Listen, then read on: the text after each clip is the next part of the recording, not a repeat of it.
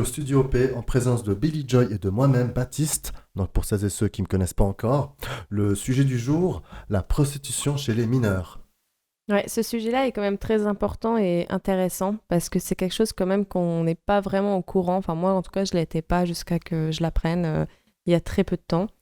Euh, En fait, les prostituées mineures sont en hausse de jour en jour, d'année en année, et c'est un phénomène complètement incroyable. Oui, c'est vrai qu'en France, la protection de l'enfance estime entre 6 000 et 10 000 cas entre 13 et 16 ans. Ouais, donc ça, c'est un peu les chiffres français parce qu'on n'a pas vraiment, enfin, on n'a pas réussi à trouver des chiffres suisses. Je sais pas s'ils l'ont pas fait ou si on a un peu moins ici en Suisse, mais c'est quand même quelque chose d'énorme ici en Europe. Donc les chiffres français, voilà, estiment ces chiffres-là.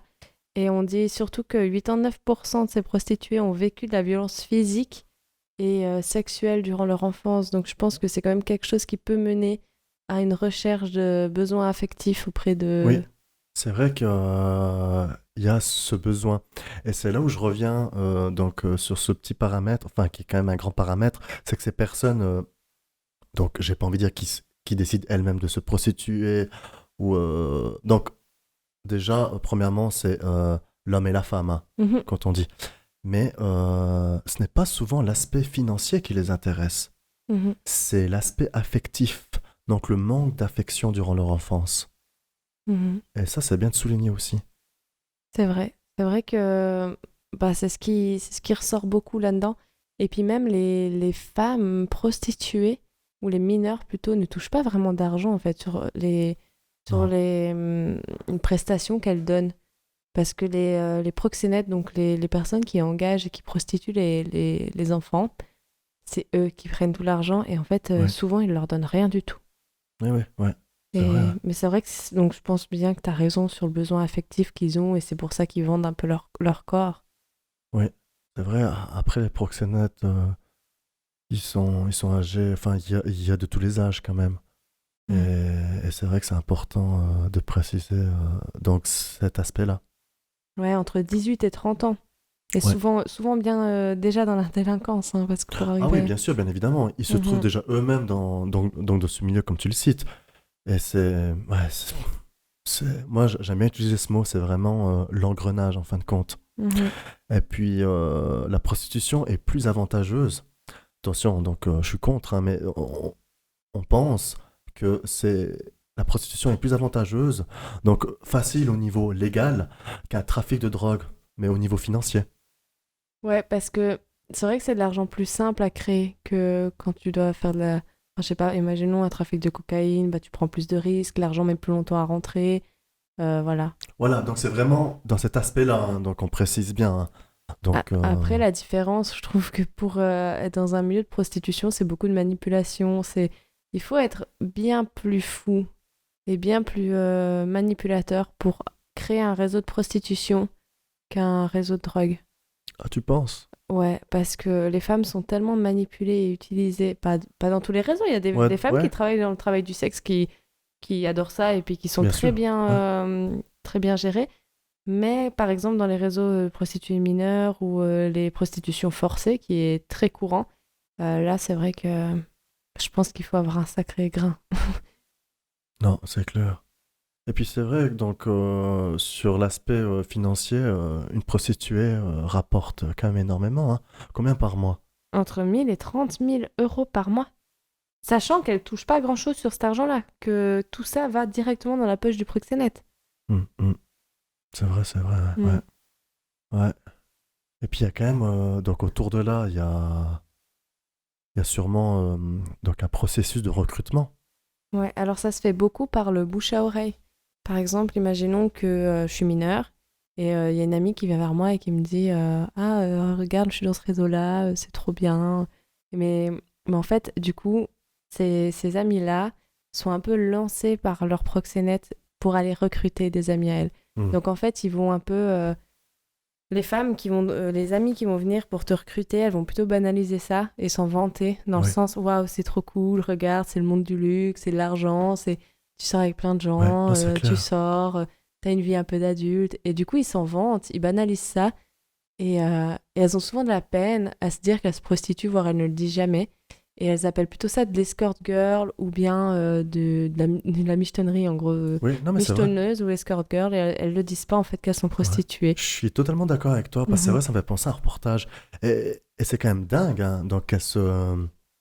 Enfin, comme tu l'as dit, hein, que c'est vraiment genre ordinaire pour Oui, elles. normal. Tu sais, puis comme tu dis, escort girl, et puis l'autre que tu m'as dit, excuse-moi. Michetonneuse, ouais. Voilà, michetonneuse, ouais, c'est vrai.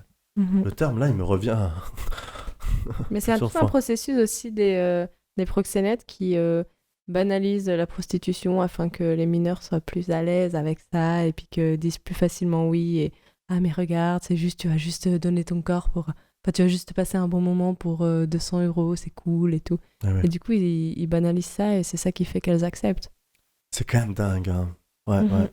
Et puis se dire de 50% donc, de ces mineurs sont dénichés donc, sur les réseaux, hein. Donc sur les réseaux sociaux, TikTok, Instagram, Facebook et, Ouais, et autres, c'est quand même dingue. sur les sites de rencontres et tout ça, c'est par là que souvent les proxénètes approchent leur proie, leur victime ou les prostituées. Oui, oui, et puis il y a même aussi donc, à divers endroits, mais là aussi, il y a un terme qui revient que moi, je n'avais jamais entendu parler auparavant, c'est les lover boys. Ouais. Alors en fait, les loverboys, enfin on appelle ça la stratégie loverboys des proxénètes. Ils approchent justement leur proie, leur victime par un message genre sur les réseaux sociaux ou même dans des cafés ou dans des lycées. En fait, Hmm. ils vont un peu trouver, dénicher les personnes les plus vulnérables en regardant un peu les posts, qu'est-ce qu'elles publient et tout ça.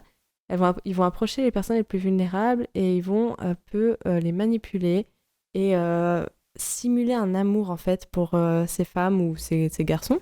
Simuler un amour qui va un peu les rendre accros pendant quelques temps.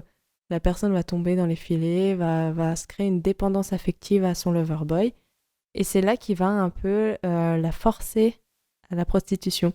Donc ça va commencer tout doucement. Par exemple, il va juste lui dire ah, regarde, tu pourrais coucher avec mon ami en échange de services. Et vraiment la pousser à faire ça. Et en fait, lui, il la pousse dans les bras d'un client. Sauf qu'elle, elle Oui, croira que c'est un ami. Et c'est là que, en fait, la prostitution va commencer. Donc, ce qui suit tout ça, c'est vraiment la manipulation.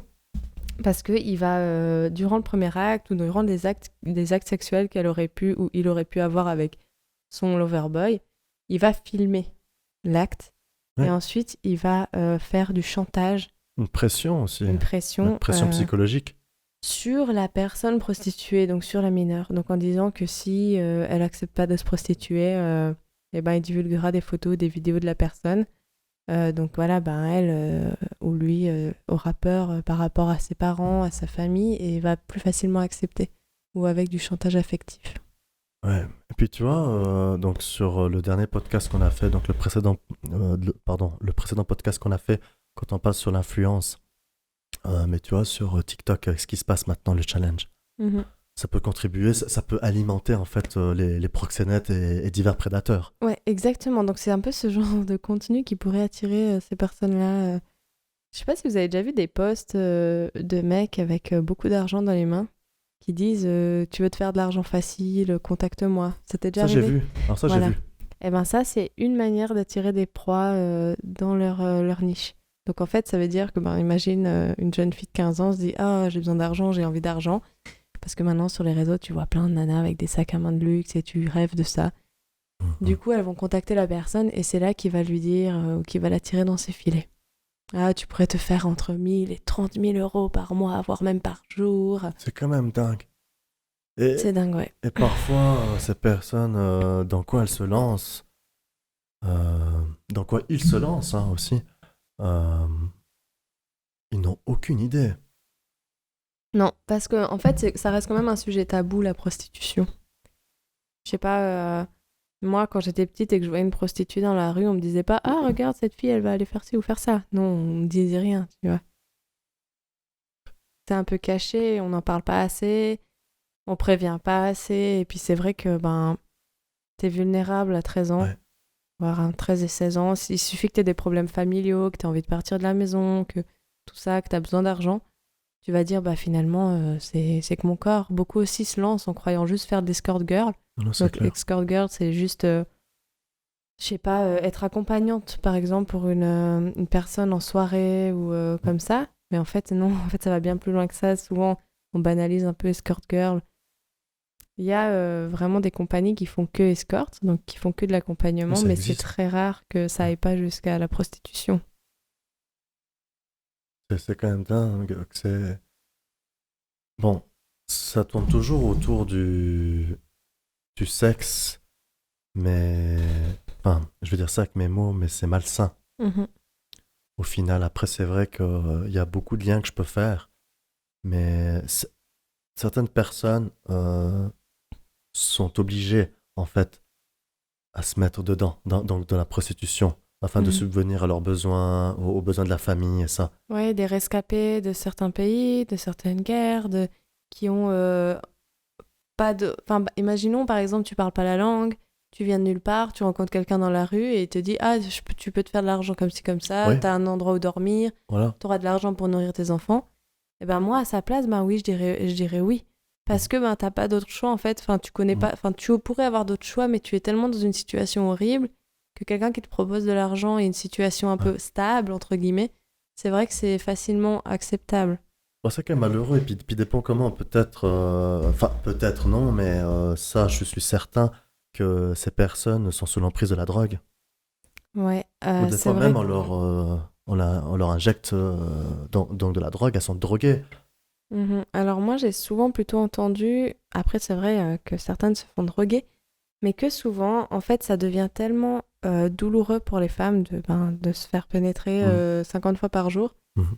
qu'elles se droguent elles-mêmes afin de relâcher un peu leur esprit, pour oublier un peu tout ce qui s'est passé, pour passer à autre chose, pour oublier les douleurs. Et ça aussi, c'est tellement compréhensible que je pense que tu arrives à un point où ta vie, enfin, tu l'as subie, ou tous les jours C'est t'as clair. mal, ou tous les jours tu souffres, et que la drogue, finalement, ça te soulage, et puis que ben, tu crées une Ouais, non, dépendance. c'est clair, c'est clair.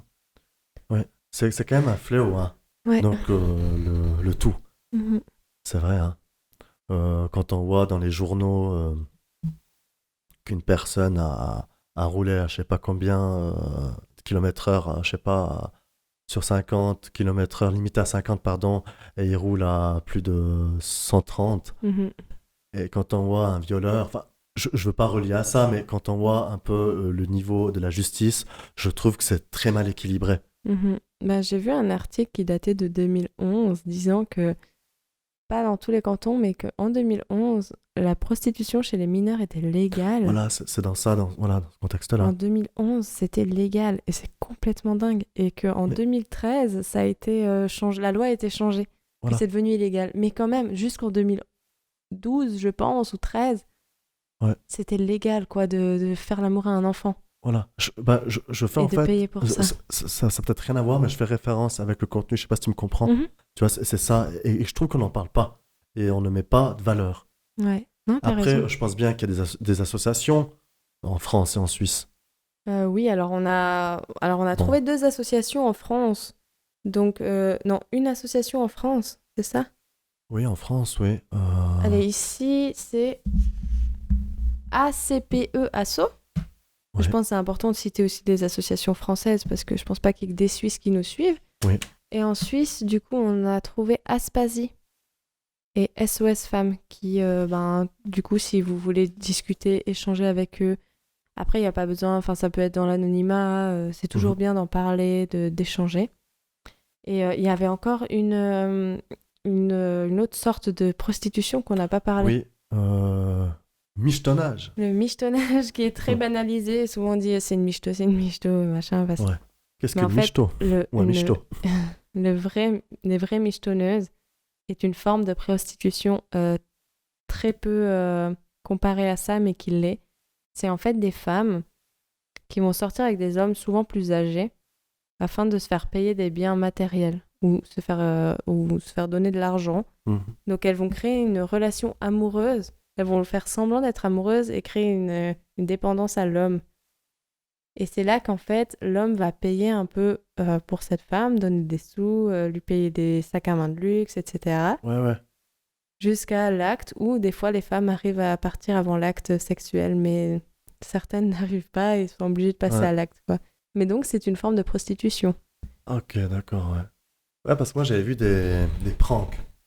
Tu sais Ouais. sur YouTube, quand on voit la scène où t'as un homme et une femme, et l'homme, enfin, il a une voiture de luxe, mais elle ne voit pas. Et puis, il lui dit, c'est quoi son numéro? Enfin, pardon, ouais, il lui demande son numéro, et puis la femme, elle donne pas. Et ensuite, lui, il part avec sa voiture de Ouais, luxe. puis elle lui court derrière. Oui, et là, elle court derrière, et puis tu vois Voilà. qu'elle ramasse par après. Donc, je sais pas si on qualifierait de cette personne une michetonneuse. Euh, alors, ouais, ben, c'est à partir vraiment du moment où tu rentres en relation avec quelqu'un pour l'argent, pour le matériel. Donc, D'accord, donc, tu peux tomber amoureuse de quelqu'un qui a de l'argent, du matériel, mhm, etc. Mais vraiment, c'est le moment où tu sors, par exemple, bah, c'est souvent des vieux hein, qui sortent avec des femmes plus jeunes et qui lui offrent tout pour la payer, en gros. Donc ça, c'est de la prostitution. mhm, mhm. Ça, c'est du vrai michetonnage. Après, quand on dit, bah, quand c'est une fille qui est avec un homme qui a un peu d'argent, qui lui paye des trucs, souvent on a tendance à l'utiliser le mot michetonneuse, mais c'est pas réellement la signification du mot. Non, non, c'est clair, c'est clair. Ah ouais, ok. Donc voilà. C'était, je pense, le sujet assez complet. On a pu dire tout ce qu'on avait. Oui. Et on précise bien que ça concerne les femmes et les hommes, Oui, autant si les jamais. garçons que. Bon, c'est vrai qu'on a plus tendance à dire une prostituée, à Bien sûr, féminiser ça. Mais parce qu'il y a très peu d'hommes, mais il existe des garçons oui, prostitués. énormément. Et c'est autant triste. Oui. Voilà, c'était juste la petite parenthèse. Donc voilà. Donc on va mettre tous les liens des associations et des numéros utiles en lien dans la biographie, ainsi que tous les liens reliés à Hors Plaisir, Voilà les liens utiles, comme d'habitude. comme d'habitude. Et merci d'avoir suivi ce podcast. N'hésitez pas à nous laisser votre avis et à nous suivre sur Instagram. Abonnez-vous, likez les vidéos. Merci. Merci, hors plaisir. Soyez vous-même. Devenez OP.